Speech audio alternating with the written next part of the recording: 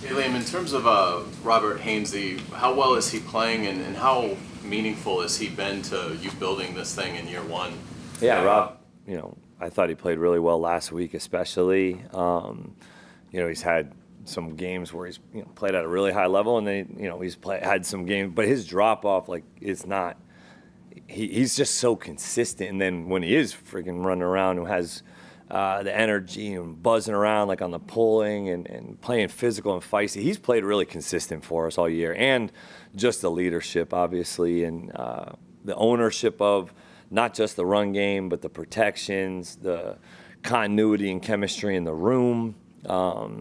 Just the way that those guys have played kind of at a lot of times this year at a high level for us. And, everybody, you looked at last night, a pretty darn good team, had 8 sacks. And, I think our guys are battling their tails off up front and really doing a nice job, and it's led by him. Are second defensively in stopping the run. How important has Devon Hamilton been in that? Unsung hero in a lot of ways. I mean, obviously had a huge moment against the Raiders that he got, the credit that he deserves for, but he's been, again, so consistent, but he's a huge reason why we've been able to stop the run up front. Massive reason. He helps others. Obviously, he makes plays on his own, but he helps others in so many ways that when you really talk about a group effort of stopping the run and flat wall defense and playing square and using your hands and shedding blocks and making the plays that come your way, Devon's been so consistent that way, and he's just a pro's pro as well. The guy he just goes about his business, does it at a high level week in and week out, and that's his standard and expectation. Eric Armstead, what are you getting out of him? I saw stats, leading the interior DL in sacks throughout the NFL right now, I think it was, or whatever. And I mean, Eric Armstead, the last, I would say, really going back since the bye, I mean, has practiced on obviously the Thursdays when we go padded specifically, out of his mind. Every single rep, he's in the backfield in practice every single time. And getting to know Eric more and more. We talk a lot about our time to, separate in terms of LA, San Fran, and what that was like for him coming up and that in a new system with new first-year coaches and GMs. We've talked a lot about that culturally. And to see him disrupting as much as he has, it's showing up in practice, though. I mean, that's where he's doing it every single day. It's not like he's a 13-year vet that's just kind of hanging out on the sidelines during practice and then going out in the games and doing it.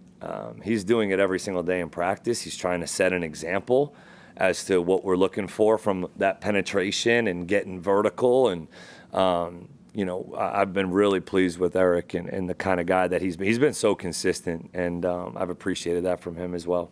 How important has the collaboration between coaches in different rooms, namely like the running back room and the offensive line room, how important has that been to sort of meet together and talk? Yeah, they're together a lot, right? I mean, it starts early in the week with the initial run game plan with all those guys being in there together, get back together in the afternoons to kind of re-review, and then they're again back together for the protection meetings and being locked in and on the same page with the calls, the things we're seeing, how we can get on the same page as much as possible. And I think that they've all taken it pretty personally when it comes to the communication, collaboration, understanding of what we're trying to get accomplished in the run game first and foremost, what schemes might be best this week against that opponent, and being on the same page about how we want to maybe attack those front structures. And then you look at the pass protection, obviously with LaQuint Allen so much of the time being in there on third down, the pride that he takes, the continuity that they have with those guys. He's in there, passing off stunts with them like he's an offensive lineman. So you can tell there's a lot of time that goes into it. I mean, so much of when our offense is not on the grass in practice, whether it be via defense or special teams, they're doing something for the most part. They are, walking through the runs, walking through the blitz protections. As much repetition as we can get those guys collaborating together, the better off your run game and protection is going to be. On the defensive side of the ball, I know James and Tony mentioned it a little bit last night on the podcast, but with Trayvon's status potentially in doubt for Sunday, BJ, Danny getting more run, what's your expectation for kind of what the availability, not just with Trayvon, but of that edge room, and also DeJuan Smoot playing more inside of late? Yeah. Can you kick him more out to outside of Trayvon? Absolutely. That would be the some of the plans there is, if Trayvon can't go, we have a lot of confidence in those guys that are able to continue to play and elevate their play. And, Smoot's been a huge asset in terms of just his versatility to be able to maybe not always show up in every stat, but like how much he can help us in terms of going inside, going outside, being able to be involved in either the games, the stunt, the pressure, the four-man, and help and try to stop the run. I've appreciated that from him, especially because he isn't a big, huge body that can jump in at three technique or 4-eye, but he does it. He does it, and he doesn't, say anything about it, and he goes and does it, and I've appreciated that from him. And then we obviously saw BJ and Danny, make some plays over the last few weeks. But a guy like Smoot that's been doing it all season, and doesn't, again, get a ton of recognition for that. We're going to need those guys again this week to continue to elevate and step up, and just go be creative, go be yourselves. And that, because we see it all the time, every day at practice with BJ and Danny on the show team.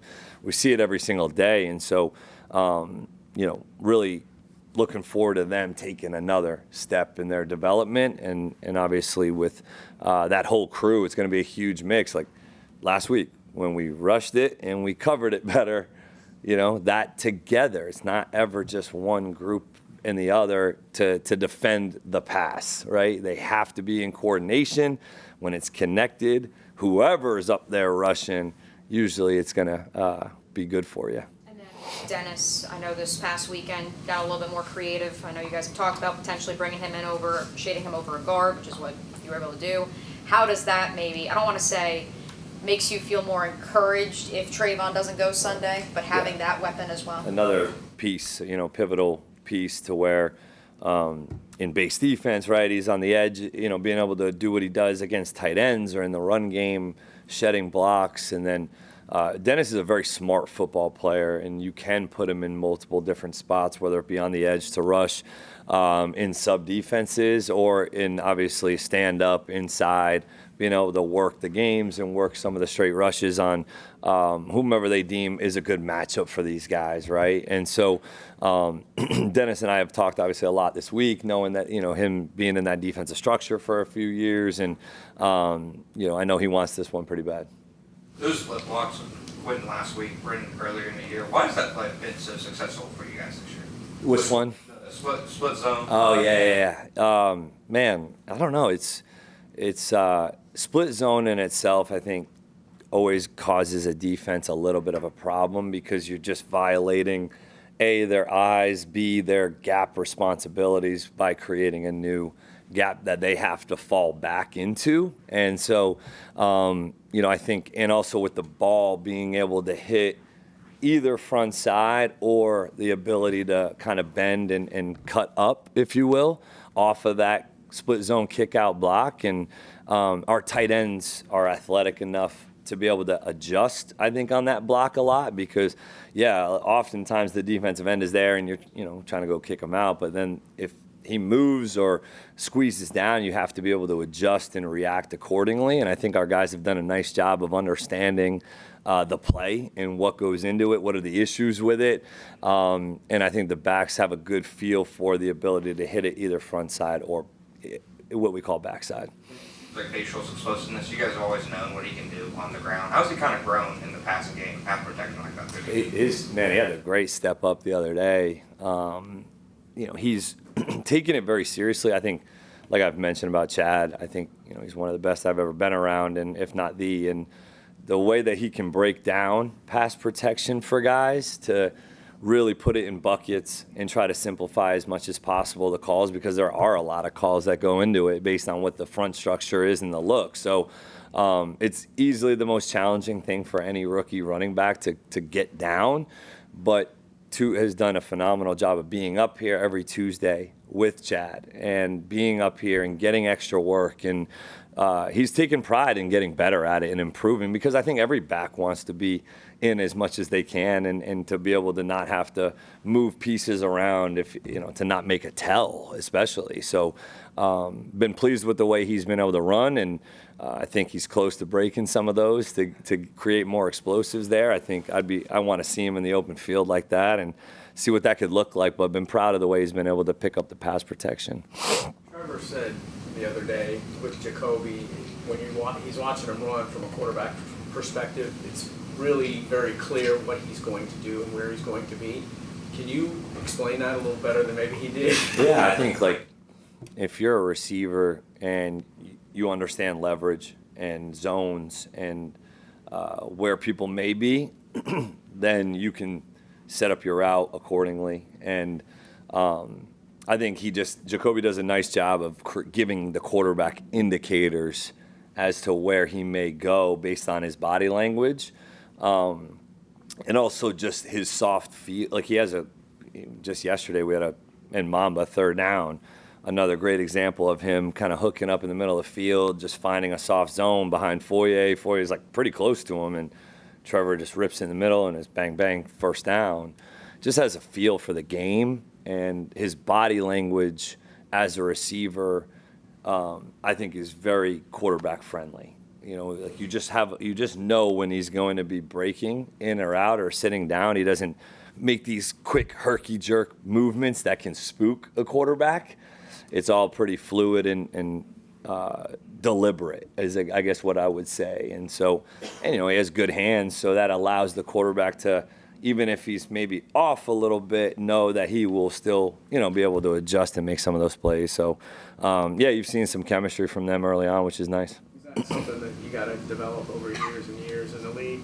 Yes, You don't just feel. show up and have A lot of feel, man. It's the definition of, he was a quarterback too, which I think helps some of his savviness and feel for the game. I definitely can see where that can come into play. And he's seen a lot of ball. He's had a lot of snaps. He's run a lot of routes, seen a lot of coverages. And when you accumulate those and also have some general natural football IQ and feel, I think that's kind of what you're seeing. From a philosophical perspective, in your opinion, in your estimation, having coached in the NFL, does a player have to practice during the week to be available on Sunday? It's definitely a challenge for sure. Jar and I, a couple guys were talking about it yesterday. It's just the nature of the National Football League at this time is very difficult to get a ton of meaningful ops and reps in practice. I'm talking about full speed, right? You can do as much jog through as possible, and that's kind of where you have to go a little bit towards the end of the season with the bodies and the injuries being what they are. The goal is to get them to Sunday, but there is a different challenge of preparing as a pro with very limited full speed snaps in a game, especially as a younger player. So that's that's just part of this, though. So many guys have had to do it. I do believe you can do it because of the jog through, because of the walk through. We didn't do any full speed on Wednesday anyway, so you're talking about a couple periods on Thursday, a couple periods on Friday.